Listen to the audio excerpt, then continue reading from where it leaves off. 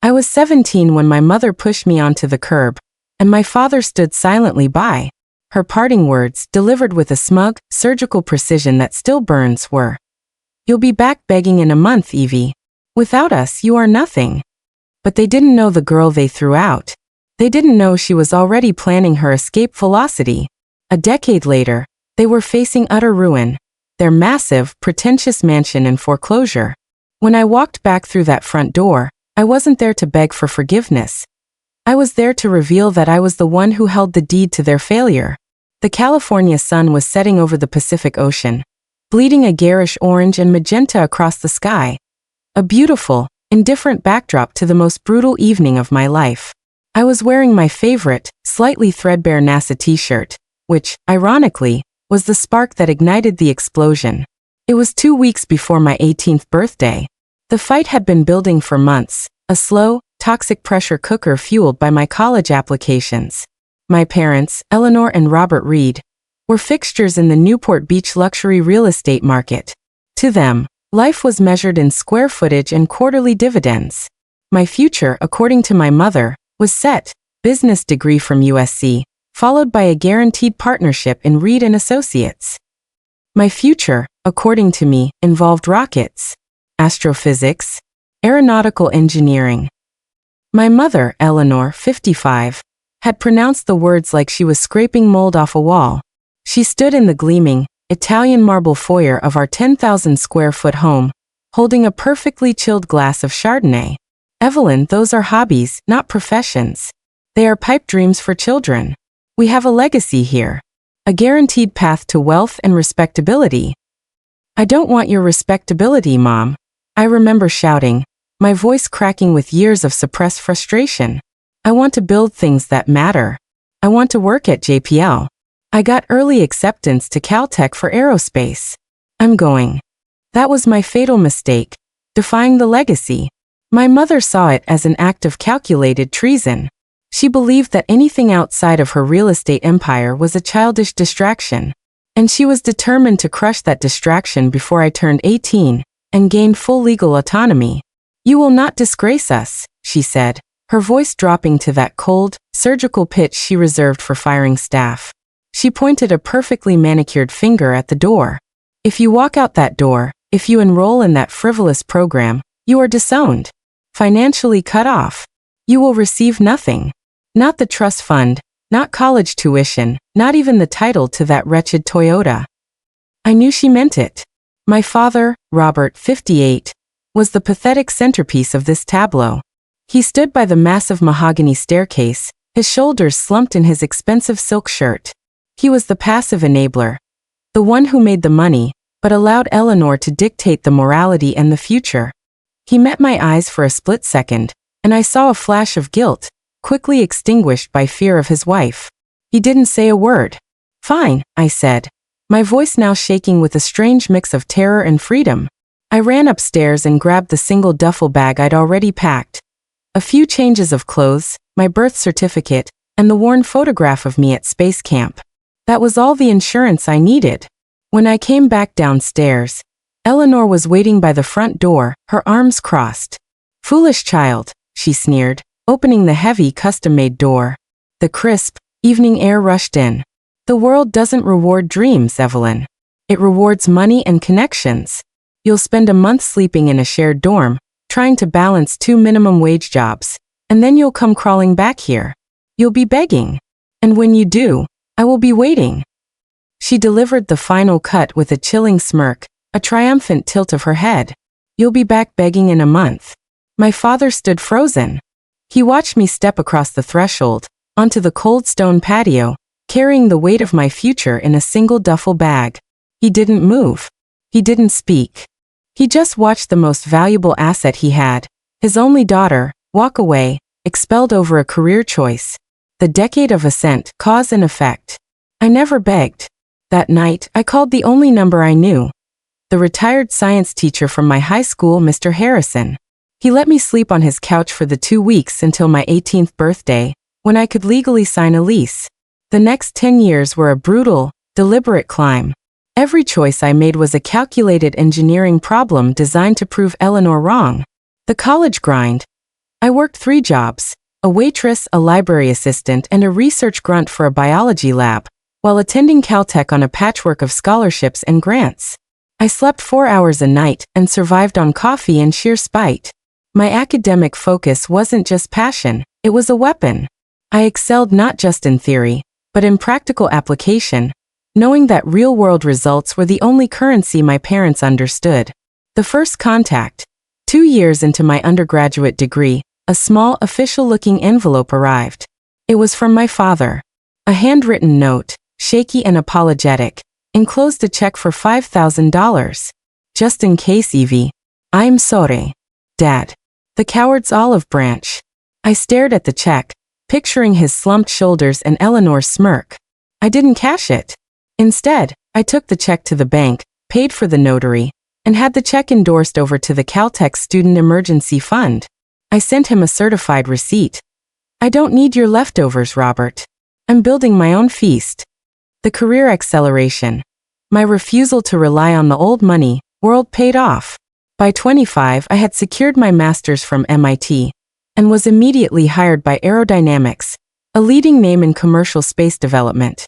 By 30, I was a lead systems engineer, managing the integration of next-generation propulsion systems. My salary was now 7 figures. My name was on 3 major patents, real, tangible patents, not speculative real estate, and I owned a small architecturally significant home in the foothills of Malibu, bought entirely with my own income. The parents' collapse, the cruel irony. While I was soaring through the ionosphere of tech, the REITs were crashing. They thought real estate was untouchable, but they had built their fortune on reckless leverage and speculation. When the market softened and their largest commercial tenant defaulted, their leveraged empire began to crumble. They couldn't adapt. They couldn't pivot. They had no real skills outside of schmoozing and signing. They were exposed as amateurs who got lucky. I knew the details because I paid for them. I subscribed to every financial and real estate tracking service in Southern California.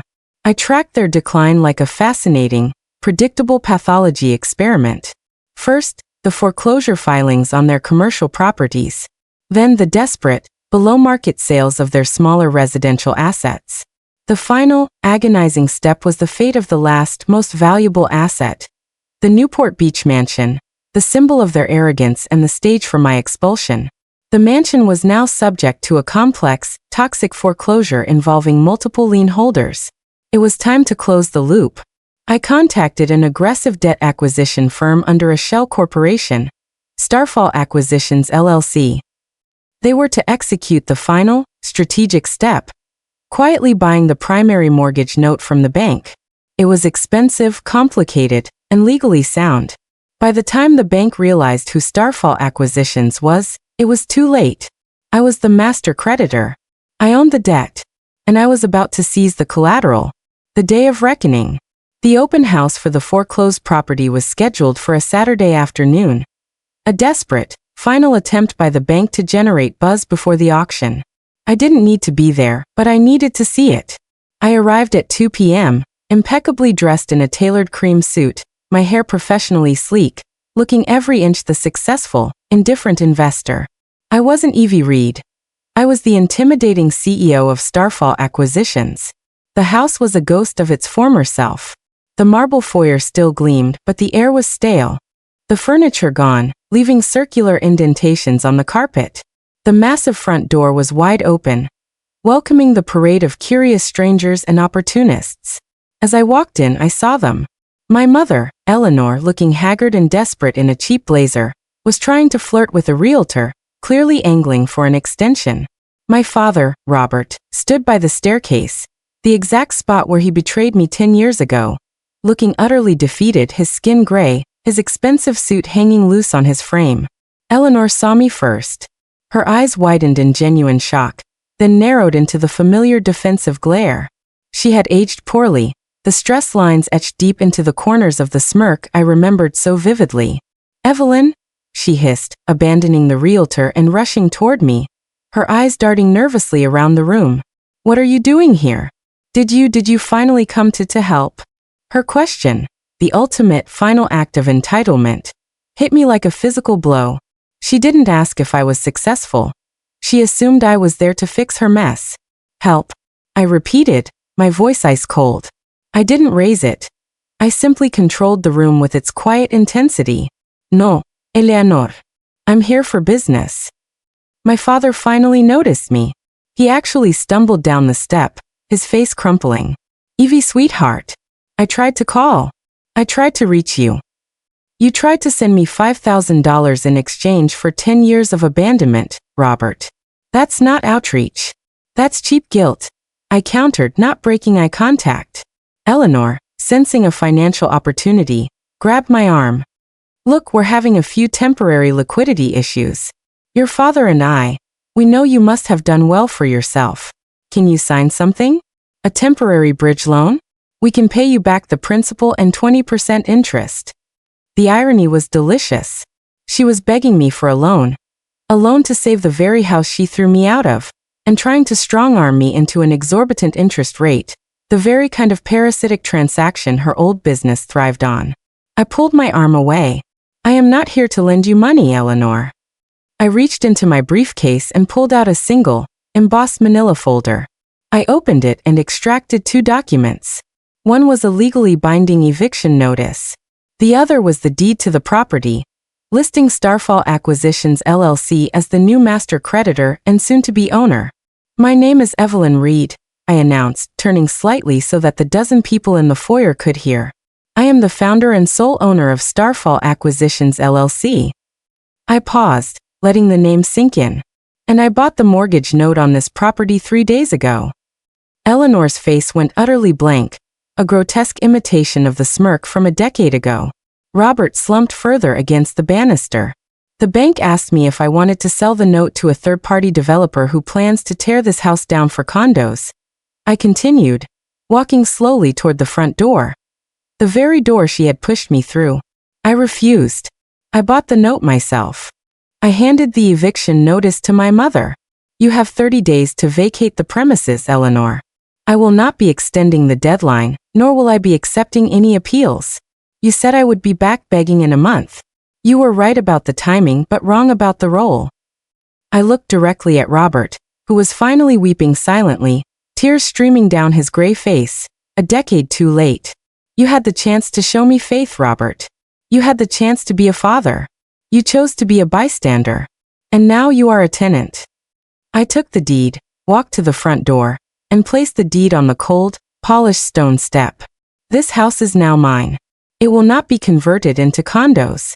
It will be sold, and the proceeds will be used to establish the Evelyn Reed Scholarship for Disadvantaged Students in STEM at Caltech.